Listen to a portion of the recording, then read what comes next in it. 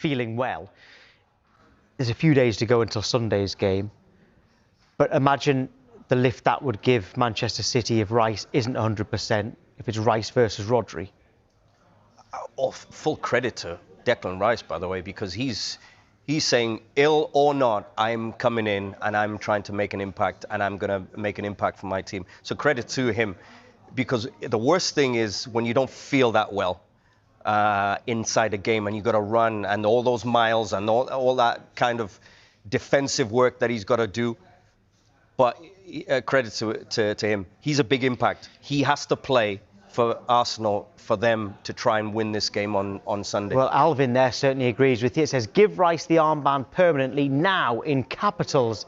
Then give him the biggest contract in the Premier League. He's irreplaceable and easily Player of the Year and potential Ballon d'Or winner. When we've talked about Arsenal's depth so far this season, the one person we've said who might be irreplaceable is Rice. Yes, I think he is.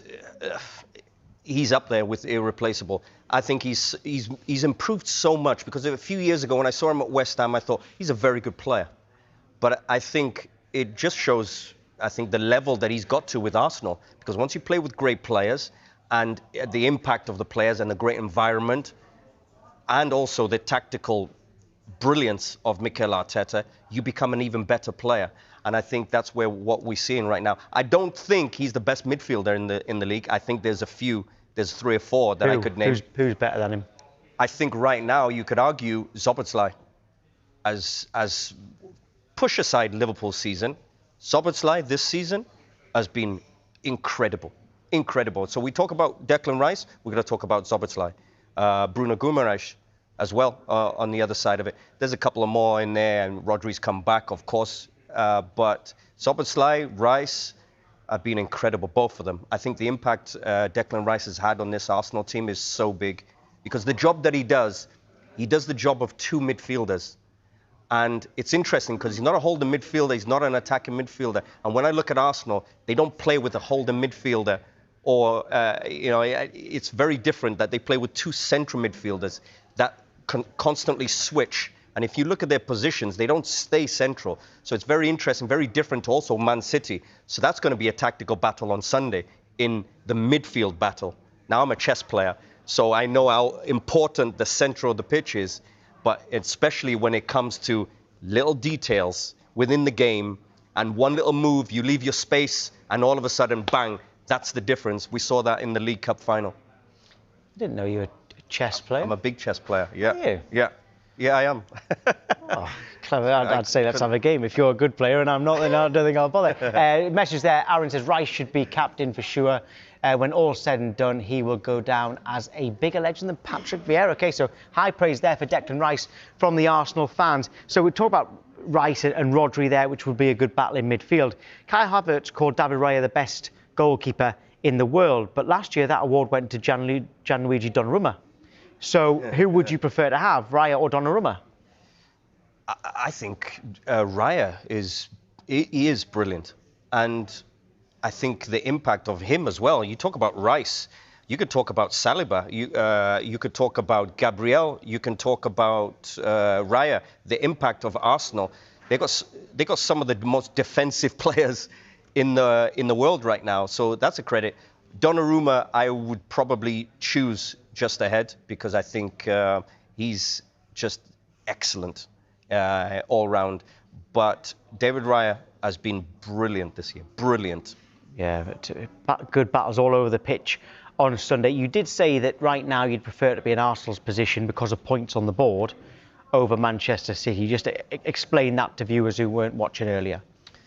Well, I think when you have a game in hand, people automatically think, oh, they'll win that game automatically. The game hasn't been played yet, my friends.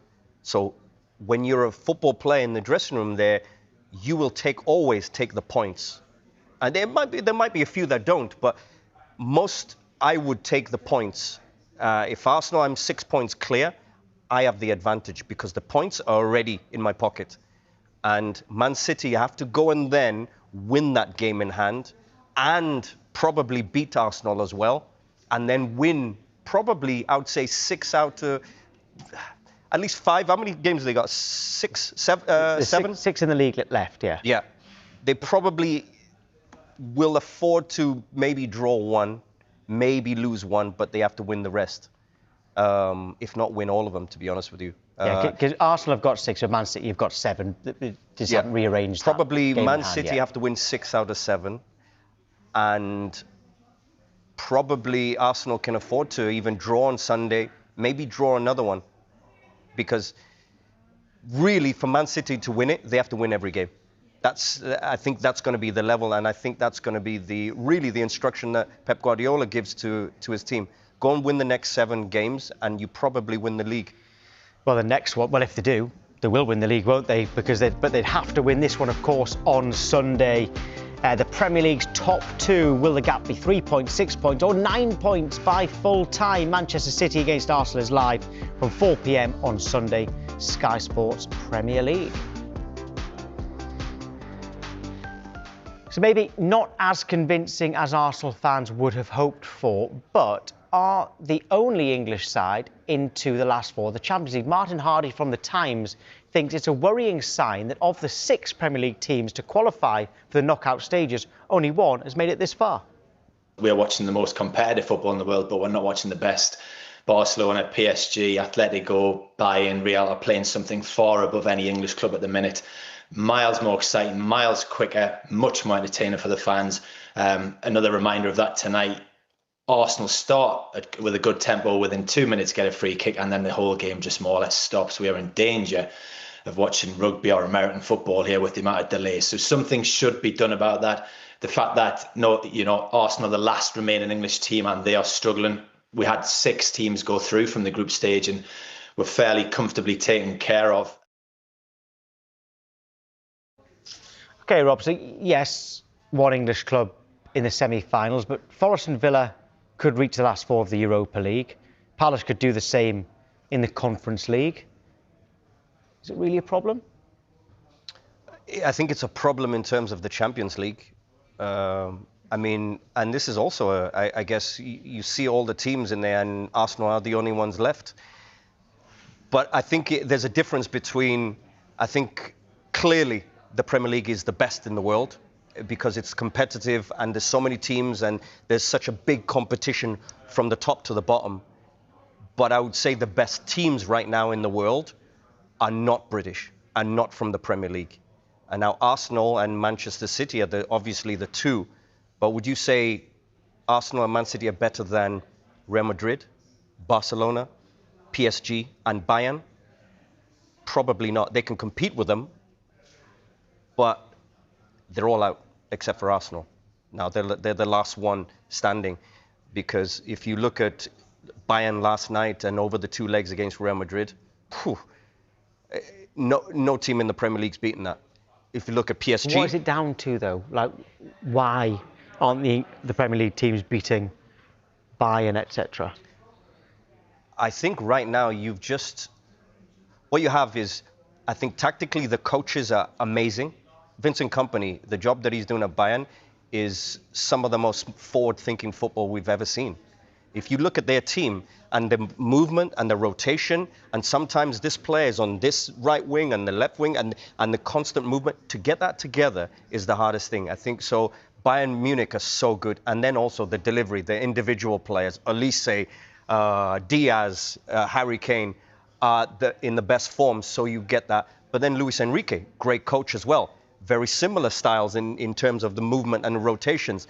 So they've got great coaches, great individual players, and also you can kind of say that with the Barcelona and the Real Madrids also, because also some of the decisive players, the Real Madrid with Mbappe, Vinny Jr., Lamine Yamal at Barcelona, Harry Kane is on fire at Bayern, Doué, and I mean Dembele, you can pick from PSG. I think the coaches, the individual players, and then the moment when the pressure's on and you have to go and compete. I think the Premier League teams are struggling to compete against those things. Well, Mikel Arteta spoke about it in his post-match news conference and gave his own thoughts on why. There is a reason why we are the only English team in the competition, because this league and this schedule takes the hell out of you, and it's very difficult to do what we've done. We are not perfect. We need to improve things, that's for sure. We recognize that, but let's value what these players have done, because they deserve it. So Arteta believes the schedule is having an impact, but the competitiveness of the Premier League is unrivalled, and could we have the best end to a season for many years? We've talked a lot about the title race, but almost every Premier League club has something to play for. We'll prove it here. In the race for Europe, 3 points separates Manchester United in 3rd and 5th place, Liverpool, with Chelsea just outside the Champions League places. However, they are only 6 points clear of Newcastle, who are 14th, and with 8th place potentially enough for Europe. They've all got something to play for, OK?